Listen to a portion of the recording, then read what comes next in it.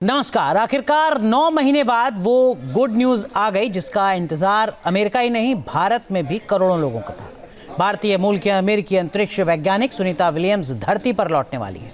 वो पिछले 9 महीनों से इंटरनेशनल स्पेस स्टेशन में थी। उन्हें लाने के लिए स्पेस एक्स का spacecraft dragon international space station पहुंच गया है। उम्मीद की जा रही है कि 19 मार्च को सुनीता सकुशल पृथ्वी पर लौट आएंगी। ये 2 तस्वीरें इस वक्त आपको हम दिखा रहे हैं। इन 2 तस्वीरों के जरिए जो उम्मीद है, हौसला है, वो बढ़ता हुआ नजर आ रहा है पूरी दुनिया में।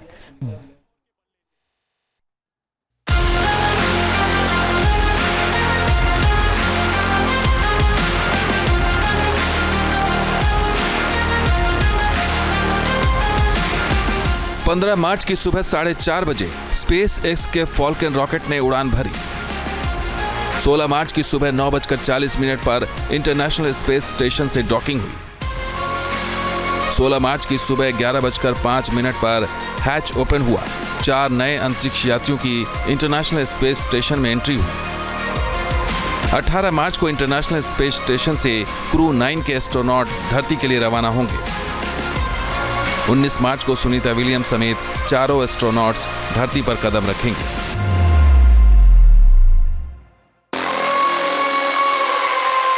इन 5 दिनों में पिछले 9 महीने से इंटरनेशनल स्पेस स्टेशन में फंसी सुनीता विलियम्स के लिए सब कुछ बदल चुका है। 5 जून 2024 को जब सुनीता विलियम्स और बुच विल्मोर बोइंग के स्टारलाइनर स्पेसक्राफ्ट में सवार होकर स्पेस स्टेशन में कदम रखा था, तब उन्होंने सोचा भी नहीं था कि 8 दिन का मिशन 9 महीने में तब्दील हो जाएगा। लेकिन लंबा इंतजार अब खत्म हो चुका है। सुनीता के चेहरे पर चमक है। वो अब जल्दी ही धरती पर वापसी करेंगे। वहाँ पे जो already docked crew liner 9 mission है वो पृथ्वी पे वापस आएगा, और जिसमें सुनीता विलियम्स और विल्मोर वापस आएंगे, और उसके साथ साथ 2 अन्य क्रू मेंबर जो कि वहाँ पे रह रहे हैं वो भी वापस आएंगे। तो इस तरह से 4 अवकाश यात्रियों को लेके, क्योंकि एक अवकाश यान में 4 को लाने की सुविधा है, और यहाँ से जो 4 नए अवकाश यात्री गए हैं क्रू लाइनर 10 में, वो अभी वहाँ पे रहेंगे, जिसमें कि 2 अमेरिका के, एक जापान का और एक रशिया का अवकाश यात्री है। तो इस तरह से चारों अवकाश यात्री अभी वहाँ पे मिशन जारी रखेंगे इंटरनेशनल स्पेस स्टेशन का।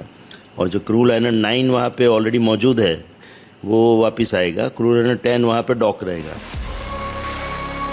अब सवाल है कि जब स्पेस एक्स का क्रू 10 स्पेसक्राफ्ट 16 मार्च को स्पेस स्टेशन से डॉक हो गया, तो फिर 2 दिनों का इंतजार क्यों? आखिर क्यों नहीं सुनीता विलियम्स, बुच विल्मोर और क्रू 9 के बाकी 2 एस्ट्रोनॉट्स को लेकर अंतरिक्ष यान घंटे 2 घंटे में रवाना हो जाए? सुनीता विलियम्स और बुच अगले 2 दिनों तक नए अंतरिक्ष यात्रियों को स्टेशन के बारे में जानकारी देंगे। क्रू 9 के सभी एस्ट्रोनॉट क्रू 10 के नए एस्ट्रोनॉट को रिप्लेस करने के लिए जरूरी ट्रेनिंग देंगे। 2 दिनों तक पुराने और नए एस्ट्रोनॉट्स के बीच हैंडओवर की पूरी प्रक्रिया चलेगी। 16 तारीख से 2 दिन तक 18 तारीख तक इनका charge handover, take over and सारा मीटिंग वगैरह रहेगा। इसके बाद लगभग 18 तारीख में इनका फिर वो डक इन होकर के वहाँ से फिर उतरेंगे। तो वहाँ पे फिर इनका रिटर्न जर्नी शुरू होगा। तो लगभग हमारे इंडियन टाइम के हिसाब से हम लोगों का 19 तारीख का सुबह तारीख जैसे होगा, तो इसके हिसाब से ये लोग फ्लोरिडा में, इनका फ्लोरिडा का जो सी है, तो वहाँ पे वो स्प्लैश डाउन होंगे, क्योंकि पानी के अंदर में इनका जो कैप्सूल आएगा वो टच डाउन होगा। तो ये स्प्लैश डाउन जो होगा, तो वहाँ पे फिर हम वहाँ का जो नावी जा करके इनको टेक ओवर रिस्कवर करके फिर इनको लेकर के आएंगे। 18 मार्च को जब कैप्सूल को इंटरनेशनल स्पेस स्टेशन से अनडॉक किया जाएगा, तब नासा और स्पेसएक्स पूरी तरह से अलर्ट रहेंगे। अनडॉक होते ही कैप्सूल धरती की तरफ रवाना होगा, लेकिन धरती के वायुमंडल में एंट्री से पहले उसे डी ऑर्बिट किया जाएगा। किसी भी स्पेसक्राफ्ट के लिए धरती के वायुमंडल में एंटर करना काफी मुश्किल होता है, क्योंकि एंट्री के दौरान तेज गर्मी स्पेसक्राफ्ट को नुकसान पहुंचा सकती है। हालांकि क्रू ड्रैगन पहले भी कामयाब लैंडिंग कर चुका है, इसलिए मिशन को सुरक्षित रहने की पूरी उम्मीद है। अब आपको बताते हैं कि इंटरनेशनल स्पेस स्टेशन से धरती तक पहुंचने की पूरी प्रक्रिया क्या है। इंटरनेशनल स्पेस स्टेशन पृथ्वी से करीब 400 किलोमीटर दूर है। हमारी धरती का वायुमंडल 100 किलोमीटर ऊंचाई तक है। धरती के वायुमंडल में री एंट्री के दौरान कैप्सूल की स्पीड 28,000 किलोमीटर प्रति घंटे तक होगी।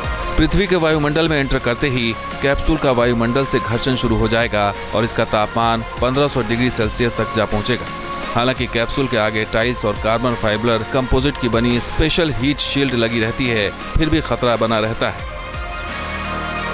वायुमंडल में एंट्री के साथ ही कैप्सूल की स्पीड धीरे धीरे कम होना शुरू कर देगी और जब उसे फ्लोरिडा के जल क्षेत्र में उतारा जाएगा तो इसकी स्पीड घटकर महज 6 किलोमीटर प्रति घंटा रह जाएगी।